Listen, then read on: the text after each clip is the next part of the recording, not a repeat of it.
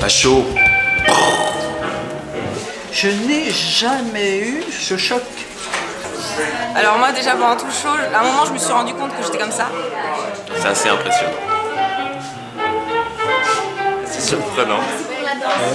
Je sais pas si c'est pas très bien ce qu'est le théâtre expressionniste, mais c'est comme ça que je me le représenterais en fait. Des corps, des lumières, des gueules, une espèce de sérénade, un truc qui vous tourne un peu autour.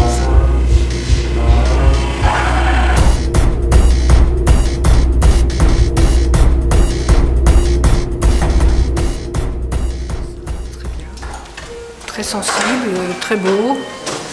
Les acteurs sont magnifiques. Ils dansent, ils chantent, ils bougent. Ça n'arrête pas une seconde. Ce spectacle est très déjanté et ça permet de beaucoup s'interroger. On ne sait pas trop où on va. Ça fait poser beaucoup de questions et on est obligé de regarder partout. Les décors, les costumes sont absolument exceptionnels. C'est une très grande surprise d'abord. La découverte d'un lieu qui était extraordinaire dans Paris. Et puis la découverte de ces trois parties, de ce travail complètement inhabituel, créatif, hors du temps, qui est très sensible, avec une bande d'acteurs, ils sont 16 ou 18, c'est quelque chose d'absolument incroyable, qui jouent avec une générosité et du talent, et c'est vraiment quelque chose d'assez exceptionnel. C'est un spectacle hyper original par rapport à tout ce qu'on peut voir ailleurs. On est complètement entraîné dedans en fait. Tous les artistes nous font entrer dans leur univers, dans l'atmosphère et c'est hyper fort. En fait. Ouais, c'est vraiment ça remue. Voilà, les lumières, la musique, ce que ça procure comme émotion. Et là, le pandémonium des fous, ça fonctionne très très bien. Le contexte fonctionne très très bien pour qu'on se laisse vaguement prendre par tout ce petit défilé, qu'on puisse y prendre part.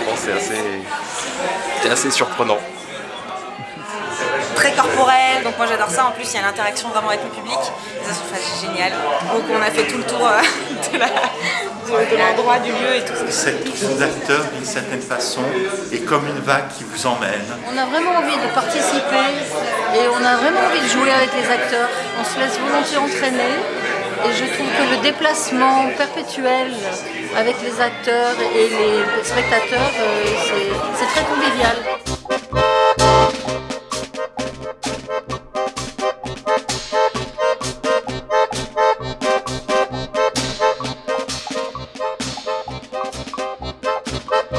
Et on pourrait rester toute la nuit à boire et à discuter. C'est beau, on est bien. Et là, ce lieu inspire une atmosphère entre le noir, le rouge, à la limite d'un univers un peu sadomasochiste, mais tout en restant de bon goût. Nous faisant rentrer dans ce monde total, radical, on finit par être habité par le lieu. Je dirais aux frontières de l'amour entre la France et la Pologne, et réellement habité par sa directrice, par la personne qui fait ces fabuleuses mises en scène. On est 20 comédiens ou artistes professionnels qui donnent dans cet acte théâtral tout ce qui est le plus riche pour l'artiste, qui donne cet univers émotionnel très fort et aussi psychophysique. Enfin, c'est le théâtre d'avant-garde, alors